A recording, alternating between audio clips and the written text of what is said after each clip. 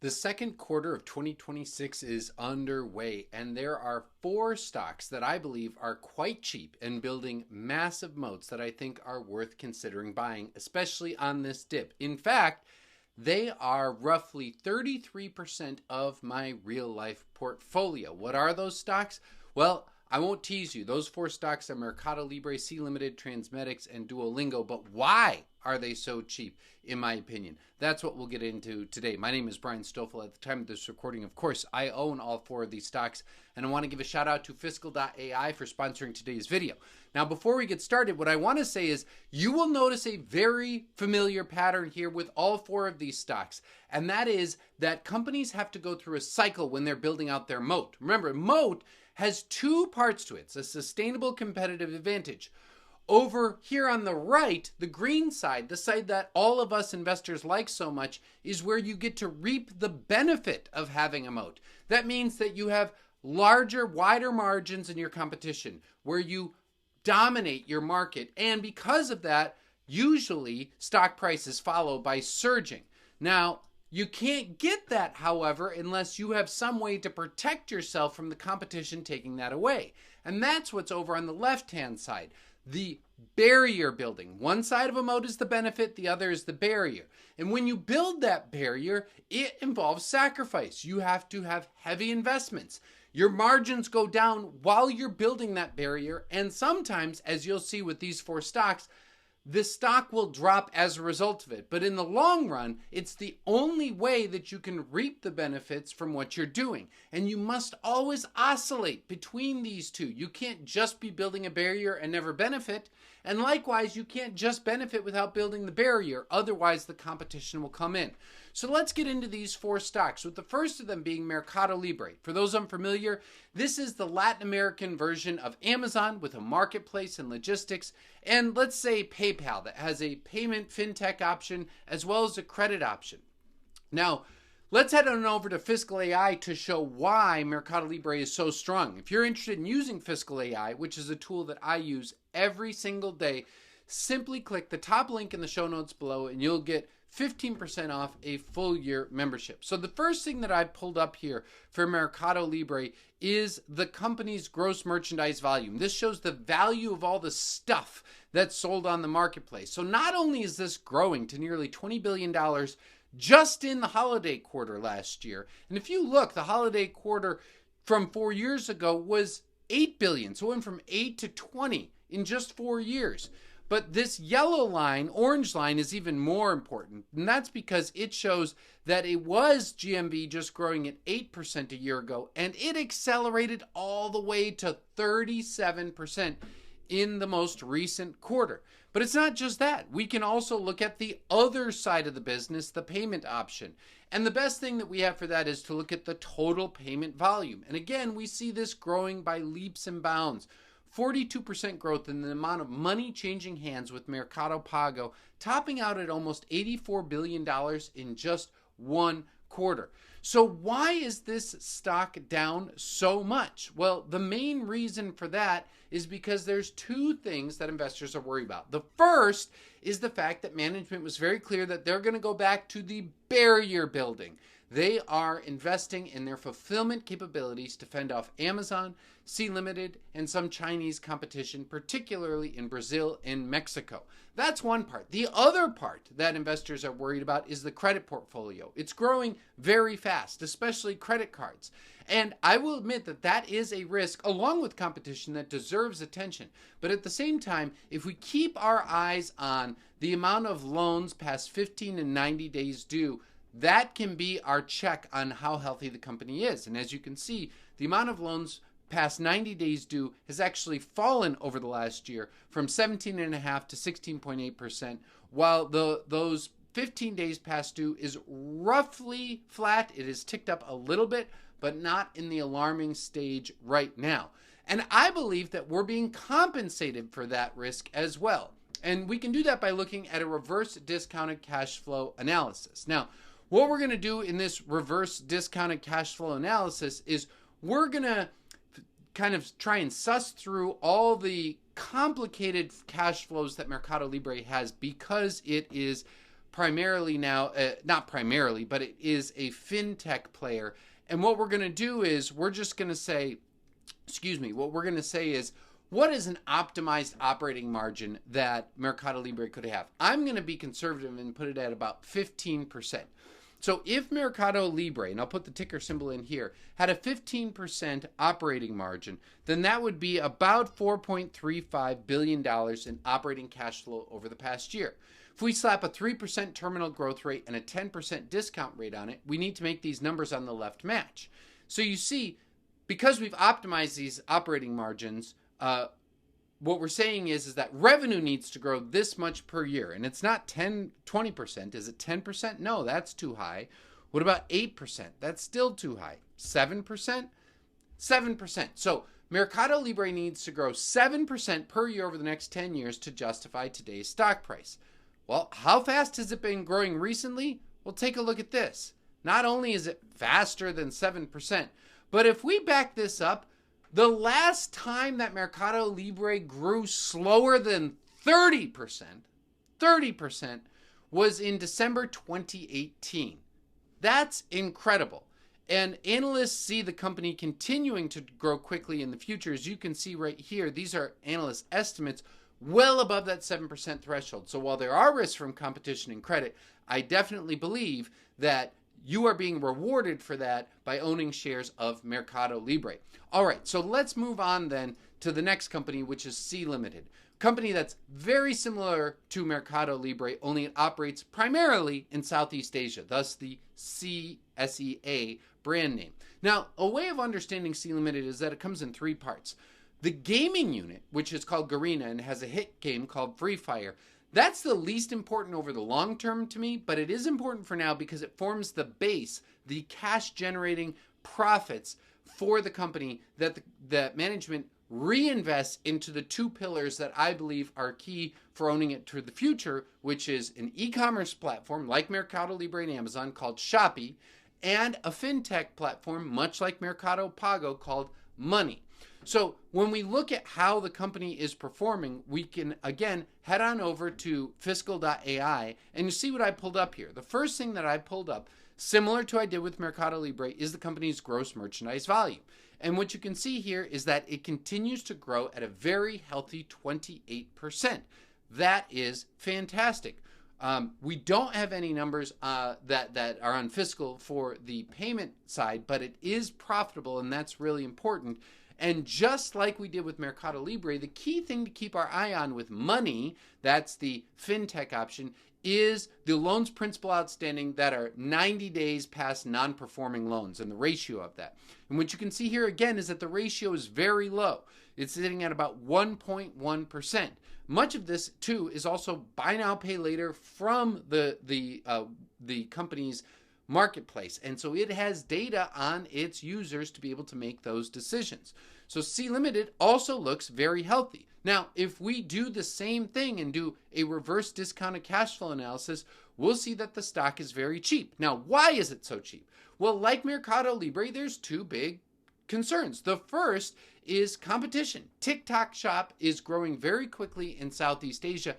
However, it does not have the same logistics and fulfillment capabilities that C Limited has, and C Limited has indicated it's reinvesting in those capabilities. That will pull margins down as we focus on the barrier, but I think it will create massive benefits in the future because consumers want convenience, and that's what C Limited is building out for its consumers in Southeast Asia and also Brazil. The other concern is that loan portfolio, but as you can see, it appears to be pretty healthy. Now just look at the valuation. If we do this reverse discounted cash flow analysis and we give the company an optimized 15% operating margin, then they would have trailing operating profits of $2.5 billion. So how fast does revenue need to grow for C Limited moving forward? Well, it's not even 7%, 6%. It's between 5 and 6%. Now think about that for a second. Between 5 and 6% revenue growth is what the company needs going forward to justify today's stock price, as well as hitting those targets, when it comes to their operating margins. But if we look at the revenue growth rate that C Limited has had, it's been a little bit all over the place, but it was 29% 2 years ago, 36% last year. And if we pull it forward, analysts expect it to continue growing at 27, 22, 17% moving forward. And I think those are lowball estimates. And they're well above that 6% threshold that we pointed out that the company needs. So that's why C Limited made the list for this quarter. Company number 3 is one that I've talked about a ton on this channel, and that is Transmedics. This is the company that helps keeps hearts, lungs, livers, and hopefully very soon kidneys alive for longer during the transplant process. And importantly, it has been expanding its market share from roughly 20% market share in 2024 to roughly 25% market share in 2025. Now, there's a lot of things to like about this company, but the thing that I like the most is this. They finished last year with 5,319 transplants across those 3 organs. Their old goal was to hit 10,000 transplants by the end of 2028, but they're already internally, they believe, ahead of that goal. And so they upped it to say that by the end of 2030, 5 years' time, they will hit 20 to 30,000 transplants. Now, that's a 5 to 6x expansion of their transplant volume in just 5 years. If they hit that, by my own calculations, this company should be worth between $12 and $15 billion by the time we get to the end of 2030. And today, you can get it for less than $4 billion. That means a greater than 20% annualized return from owning the stock. And again, the big thing here is that people are worried about the barrier, focusing on the barrier. The company is investing heavily in their next generation devices and their approval for kidney transplants. Now, of course, FDA approval is important, but focusing on that barrier, I believe, is the smart thing to do because they can reap outsized benefits in the future.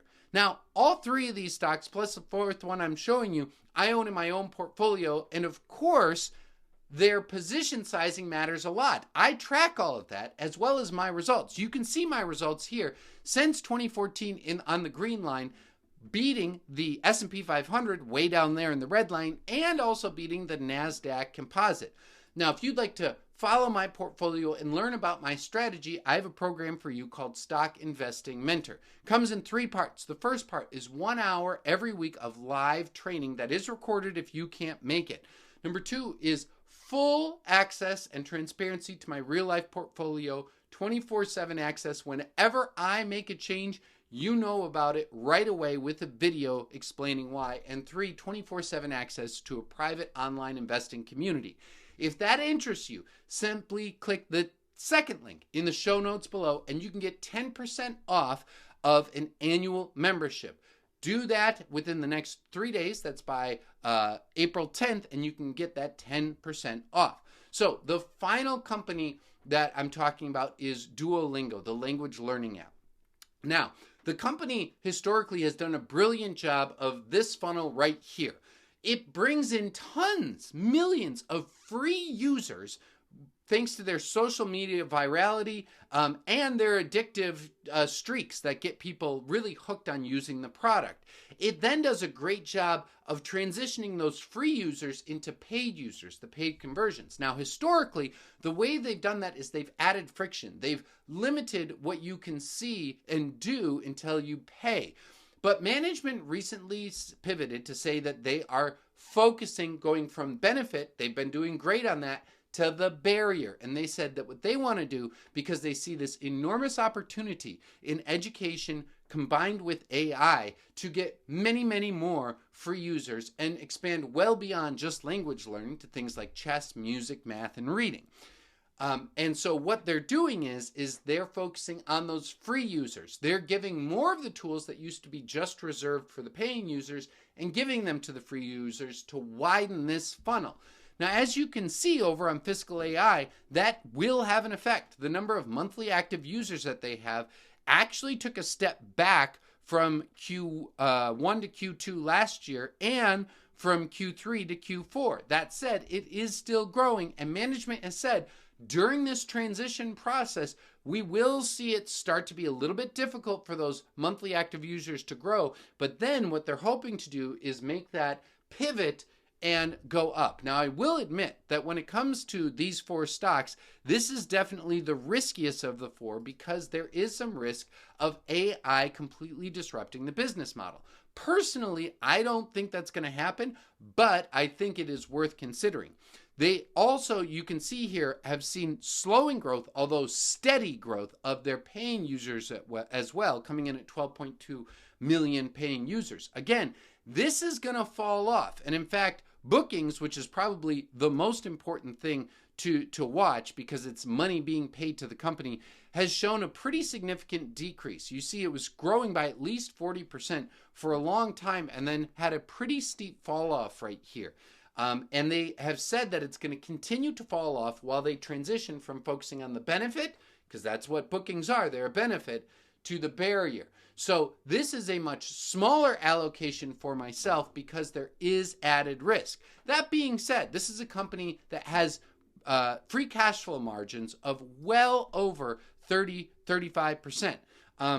But if I go in and let's just say the AI and some disintermediation causes those free cash flow margins to fall to, let's say, 25%. That's being pretty conservative now.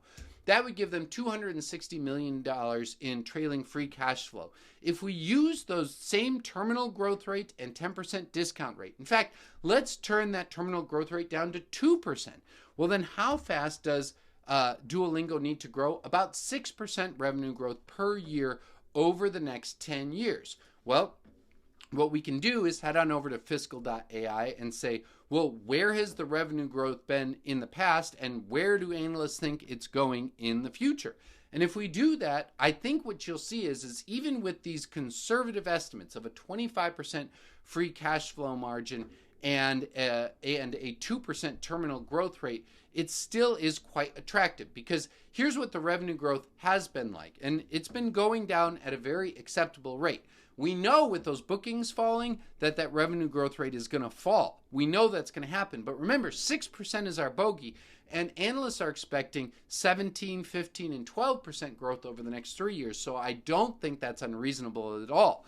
Now, as I said, none of these are sure things. You need to keep your risk radar on, keep your eyes wide open. And remember, what breaks this thesis? With Mercado Libre and C Limited, the credit portfolio is important. TikTok Shop is important. With Transmedics, those FDA approvals and reimbursement rates from the government are important. And with Duolingo, this pivot and the ability or not of AI to disrupt the business model is what to keep your eye on. That said, I have 33% of my portfolio in these 4 stocks. Let me know what stocks you think are cheap heading into the second quarter. And don't forget to hit subscribe so that you can be updated the next time I talk about one of these 4 companies.